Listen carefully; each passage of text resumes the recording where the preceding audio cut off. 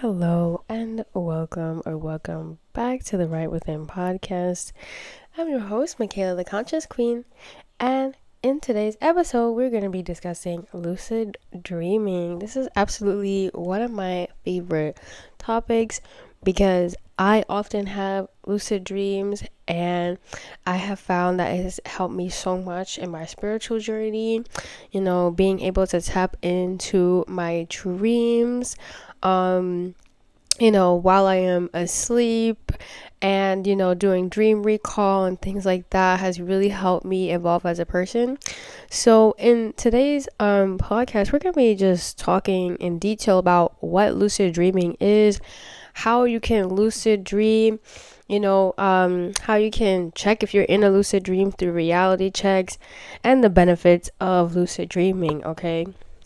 So first of all, what is lucid dreaming? Lucid dreaming is the experience of becoming aware that you are dreaming while you are still sleeping. So this is basically like when you are sleeping, you're like just aware that you're in a dream, right? Because maybe something in your dream is like off. And we're gonna get into that about reality checks a little bit later. But yeah, maybe something in your dream feels off, or maybe something feels off and then you kind of know that you're dreaming. So lucid dreaming is the awareness that you are dreaming, right? So why is it important to know how to lucid dream? Because honestly, I feel like dreams help us in our waking life. Like I feel like dreams can sometimes be even memories from our past, things that happened to us early in life. And sometimes in our dreams, we might do a recall of memories that have happened to us, or sometimes it's like tapping into things that we haven't even experienced yet. Maybe, for example, if you have like a destination, like a travel destination, for example, like on your vision board, then sometimes in your dreams you're kind of able to tap into that imagination and go to that place, right? So a lot of times in our dreams, or especially people who lucid dream, a lot of them like talk about how they're able to travel, they're able to fly, they might have like superpowers, and things like that in their lucid dreaming, right? So I believe that dreams, sometimes they are from our past. So, maybe we can use our dreams and use our past experiences and, just kind of like, how can I say, like, take bits and pieces from our memories, right? From our dreams. And so it can help us live better in our waking life, or help us follow our dreams like in the future, okay? So, yeah, I feel like that's why it's important to know how to lucid dream, because it helps you in your real life. I feel like for me personally, it's helped me feel more powerful, and just has helped me boost my creativity as well. So yeah, I feel like the more you lucid dream, the more you will feel in control of your own life, and the more you feel like, okay, if I can remember what I am dreaming at night, then I can use that in my waking life to live the life that I want to live, right? So how to lucid dream is actually pretty simple. So before you go to sleep, give yourself like a command. I like to say like a command and say something along the lines of like, I remember my dreams, right? It's really simple. Or, whenever you are dreaming, you could say something along the lines of like, oh, I am aware that I'm dreaming. Or, tonight before I go to sleep, I will dream about this, So before you go to sleep, you can give yourself commands. You can write it down, or you could say it out loud, or you could just say it in your head. Or what else? You could write it down, say it in your head, meditate on it.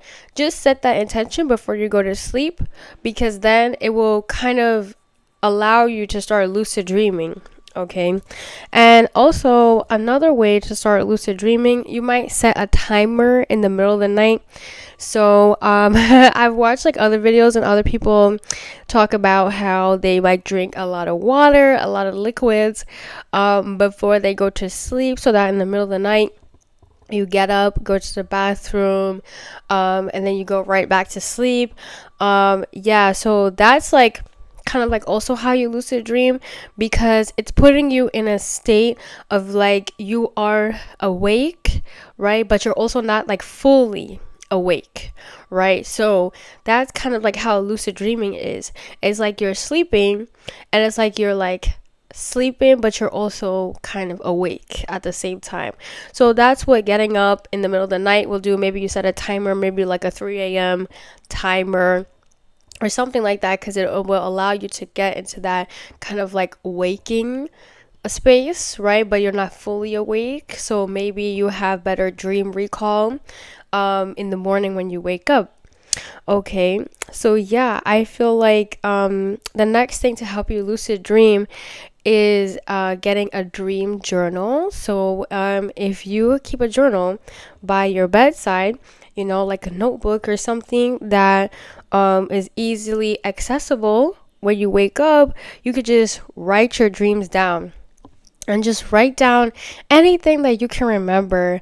Try not to do bullet points, because bullet points are very kind of like, it doesn't give you a lot of information about what you are dreaming about.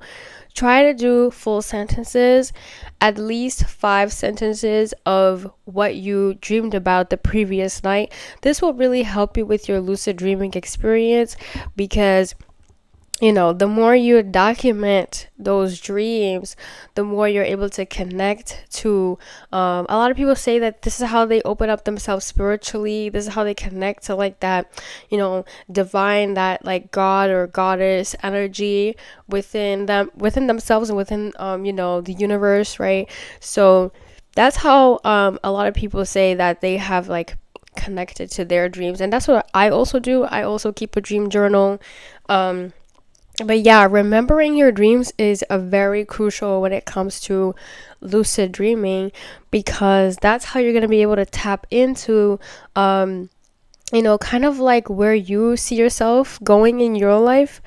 So yeah, because your dreams are like indicators of what you want in your life. So, the more you dream, the more you write it down, the more you stay on track of what you want to see in your life.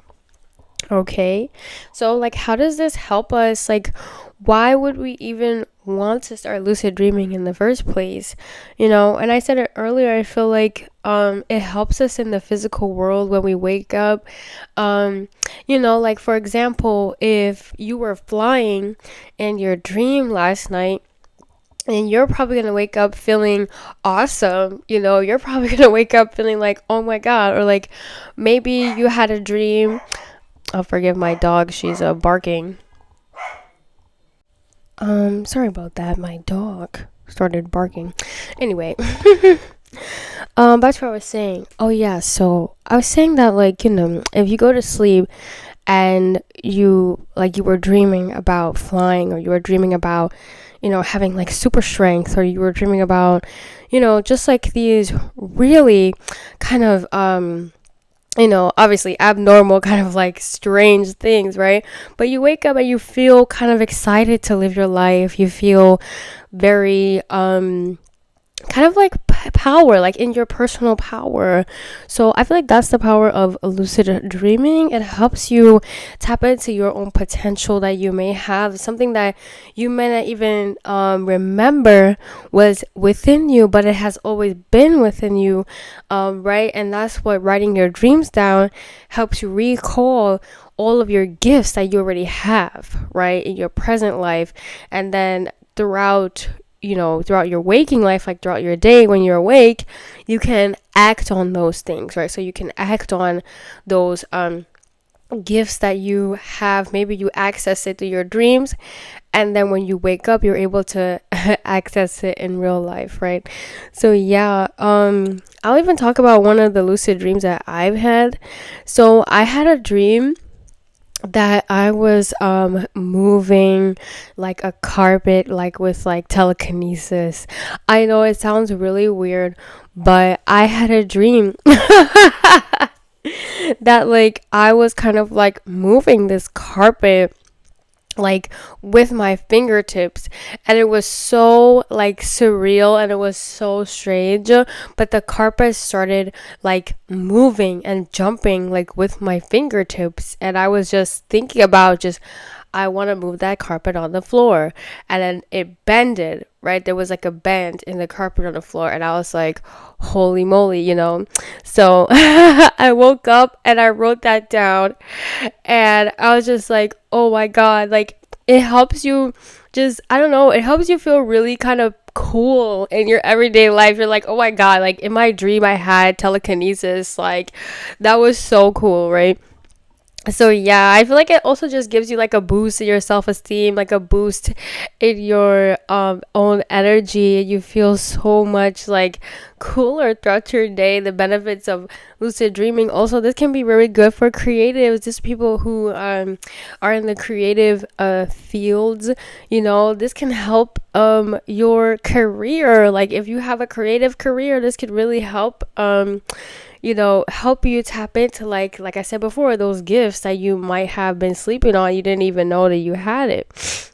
Right. So these experiences, like these lucid dream experiences, they help me connect to my intuition, and they allow me to be like kind of enthusiastic about life and not be so like, live my life and like think that I'm like, just like everybody else, right? Because the truth is like, we all are equal, I guess you could say, like humans, like we're all equal, but like all of us have something very unique and special about us.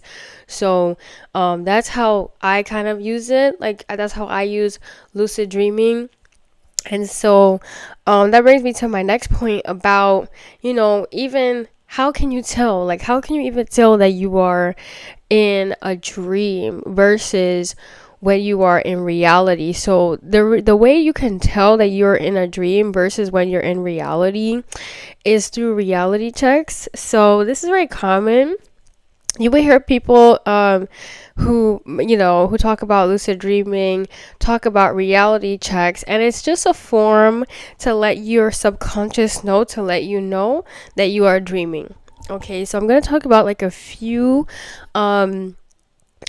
reality checks that people might use to kind of let their subconscious know that they're dreaming during a lucid dream, right? So the first one that I do, this is the one that I really like. I like the nails. So let's say for example, like in real life, my nails are green, right? So let's say like in real life, my nails are green.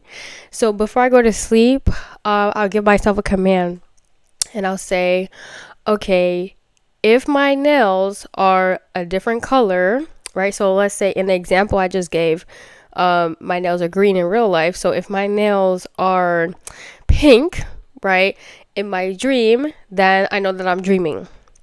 Okay, so that's kind of like the one that I like to use a lot because it's very simple. It's like on your hands. So some people use clothes, right? So in the reality check, you may look in the mirror, and if you have different clothes on in the mirror, then you know that you're dreaming. Okay. So that's another sign. Same thing with shoes, same thing with like even hair. Sometimes you look in the mirror and you have different hair, then you know that you're dreaming, right? Okay, and then the next common one is fingers, the amount of fingers on your hand. Okay, so obviously in real life we have 5 fingers each hand, right? So in a lucid dream, you might have less fingers or more fingers on your hand. So that's how you know that you are dreaming. If you have less fingers on your hand or if you have more fingers on your hand. Okay, so that's another sign. Another reality check is very common. And then another one is pushing your finger through your hand or pushing through like solid objects. Okay, so this is a common one where you push your finger through the palm of your hand, and if your finger goes through the palm of your hand, that means you're dreaming, right? So if you try to push your finger through the palm of your hand and it goes through, then you know that you're dreaming. Another one is pushing through solid objects. So pushing through a wall, if your hand goes through the wall, then you know you're dreaming. Or same as a table. Same thing with any kind of solid object. Sometimes people put their hand on a mirror. If your hand goes through the mirror, then you know you're dreaming. Okay. So yeah, these are all very common reality checks. And the last one is the time check. So the time check is also very common in reality checks and lucid dreaming.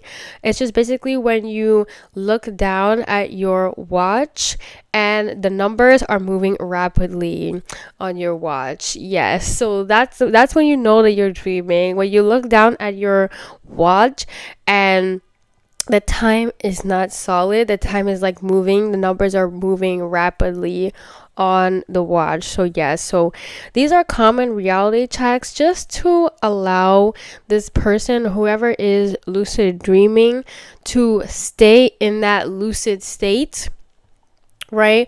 Because that person has set the intention that they wish to remember their dreams, that they wish to be lucid. So these reality checks keep you or whoever is wanting to lucid dream in that state of lucidity, right? Because obviously these things cannot happen in real life, right? Like you can't push your finger through your hand in real life. So this is how that person's able to hold on to that dream recall, so that when they wake up, maybe when they write down in their dream journal, oh yeah, I pushed my finger through my hand, or or I pushed my hand through a wall, or I was flying in my dream, and things like that. So that person can use those details from their dream the next day when they wake up, write it down, and potentially have some sort of breakthrough in their creative career, or just for fun, just if they want to just do it for fun. So that's all I have today on lucid dreaming. I love lucid dreaming. It just feels like it feels like a roller coaster, like when I'm lucid dreaming, and I luckily have very good dream recall when I wake up the next day, because I'm able to kind of be like, oh wow, so that did happen in my dream. Wow, sometimes I feel like my dreams are things that already happened in my past. Sometimes I feel like it's stuff that's never happened to me, but overall I feel like the more I do my lucid dreaming, the more I'm able to connect spiritually and learn new things about myself that I never even knew about. So yeah, so that was today's episode. Thank you guys so much for listening. If you enjoyed this episode, next week's episode is going to be about animals and how animals are like spiritual guardians, So if you have like a dog, or if you have a cat, or some sort of pet that you have at your house, how they can help us spiritually, how they can be like our protectors, our guardians, how to take care of our animals because they take care of us. Okay, so that was it, and stay right within.